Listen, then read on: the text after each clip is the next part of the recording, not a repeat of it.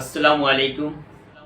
আমরা কেন বলি যে আমি যা করি এইটা ইসলামের সব থেকে খাঁটি, আর কোনো খাঁটি কিছুই নাই? এই কথা আমরা কেন বলি? আমরা কেন মানুষকে আপন করতে পারি না? কেন মানুষকে শত্রু বানাই? নবীওয়ালা কাম আমিই করি। আমি বুঝি না মানুষের মাথা কতটা খারাপ হলে সে যেটা করে ওইটাই ভালো, বাকি সব খারাপ। এই কথা আপনি কেন বলেন? এই ছোট লোকি আচরণ বন্ধ করুন। এই সুপিরিয়রিটি কমপ্লেক্স মাথা থেকে নামায় দেন। সবাইকে সম্মান করতে শিখুন, সবাইকে মর্যাদা দিতে শিখুন, প্রত্যেকের কাজে স্বীকৃতি দিতে শিখুন, তাহলে ভালো হবে। 15 কোটি মুসলমান যদি এক থাকে, এই জমিন কোন শকুনের কুদৃষ্টি পড়তে পারবে না। আর যদি শকুনের কুদৃষ্টি পড়ে, আমাদের এই ঘর মারামারিতেই পড়বে। আমরা একজন আহলে হাদিস চোখে দেখতে পারি না, আহলে হাদিস আমারও চোখে দেখতে পারে না, কওমি মাদ্রাসা আলিয়া দেখতে পারে না, আলিয়া কওমি দেখতে পারে না। আমি তো বলি আমার এই দুইটা চোখ, আপনার কয়টা? দুইটা, একটা ডান আর একটা। এই দুইটা চোখের মধ্যে আপনার কাছে কোনটা প্রিয়? হ্যাঁ, দুটেই। আমার কাছেও আলিয়ার কওমি মাদ্রাসা আমার দুইটা চোখের মতো প্রিয়।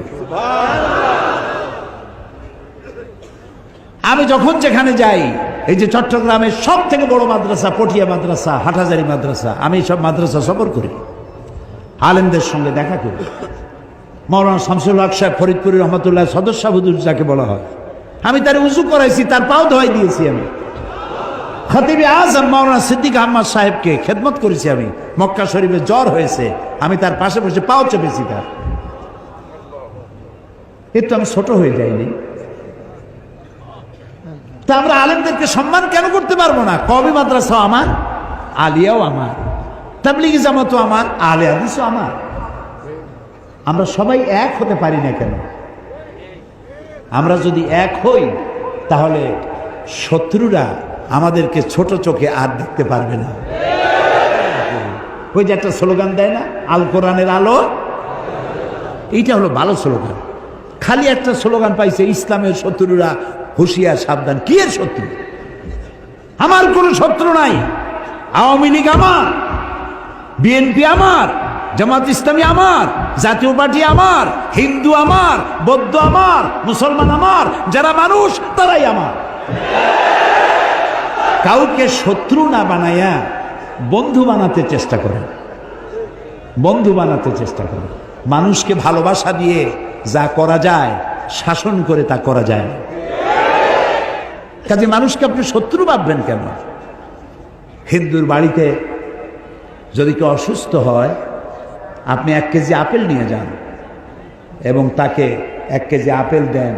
আপনি বলুন, স্রষ্টা আপনার ভালো করুন, আপনার জন্য দোয়া করি, আশীর্বাদ করি। বলতে তো কোনো ক্ষতি নেই। সে বুঝলো যে মুসলমান এরা সাম্প্রদায়িক না। আমার বাড়ি যেখানে, গতকালও বলেছি যে হিন্দু অনেক বেশি, আমার প্রতিবেশী বহুত হিন্দু আছে। ঈদের দিন তারা আমার বাড়িতে এসে, আমার গরিবখানায় এসে তারা পায়েস খায়, সেমাই খায়। আমি এমপি থাকাকালীন মসজিদও বানাইছি, তাদের মন্দিরও বানাইছি। আমার বাপের টাকা দিয়ে তো বানাইনি, সরকারের কাছ থেকে টাকা নিয়েছি, বানাই দিয়েছি। শত্রুতা কেন করবে? আমার এ ঘর ভাঙ্গিয়াছে যে বা, আমি বাঁধি তার ঘর, আপন করিতে ঘুরিয়া বেড়াই, যে করেছে মরে পর। কাজে মানুষকে ভালোবাসতে শিখুন, মানুষকে ভালোবাসা দিন, তাহলে মানুষগুলি দিনের পথে চলে আসবে। আমি তাফসীর করতেছি, আমি যদি বলি আমি ইসলামের সব থেকে বড় কামটা করতেছি, তো আমার মতো পাগল আর দুনিয়ায় কেউ নেই। যারা মসজিদ ইমামতি করে তারা যদি বলে সব কাম আমি করি, যারা ওয়াজ করে তারা যদি বলে সব কাম আমি করি, যারা ইসলামের বই লেখে তারা যদি বলে সব কাম আমি করি, এটা কি হইল? না, হইল না। আপনি তো বাকিগুলারে শত্রু বানাই দিচ্ছেন। আপনি স্বীকৃতি দেন, যারা ওয়াজ নসিহত করেন লাখো জনতার কাছে কোরআনের কথা পৌঁছায় দেন, সুবহানাল্লাহ। যারা তাবলিগি জামাত করেন, তাবলিগি জামাতের ভাইয়েরা নিজের পকেটের খাইয়া বাড়ি বাড়ি গিয়ে কলেমা শিখান, নামাজ শিখান, ভালো কাজ করতেছে, সুবহানাল্লাহ। যারা মসজিদ ইমামতি করেন তারা খুব কম পয়সায়, মিনিমাম পয়সায় প্রতি শুক্রবার বক্তব্য রাখেন, সামাজিক সমাজ উন্নয়নমূলক কাজ এ অংশগ্রহণ করেন। যারা ইসলামের নামে বই লেখেন তারা জাতিকে সচেতন করেন। যারা ইসলামের রাজনীতি করেন তারা রাজনীতি যাতে জাহান্নামের দিকে না যায় সেই জন্য জীবন দিয়ে পাহারা দেয়, জাতিকে পাহারা দেয়। তো যারা জমিন চাষ করে, লক্ষ্য করেন, জমিন চাষ করে, তো জমিন চাষ করতে গিয়ে কেউ তো চাষ করে, কেউ জমিন নিড়ায়। বগুড়ায় কি করে? নিড়ায় না? নিড়ায়। কেউ ওষুধ ছিটায়, কেউ সার দেয়, কেউ গরু বাছুর থেকে ফসল বাঁচায়, ফসল কাটলে কেউ কেটে গাড়িতে উঠাইয়া বাড়ি নিয়ে যায়। তাহলে যে চাষ করছিল সেই কি দাবি করবে যে সমস্ত ফসলের ক্রেডিট আমার? আমি বুঝি না মানুষের মাথা কতটা খারাপ হলে সে যেটা করে ওইটাই ভালো, বাকি সব খারাপ। এই কথা আপনি কেন বলেন?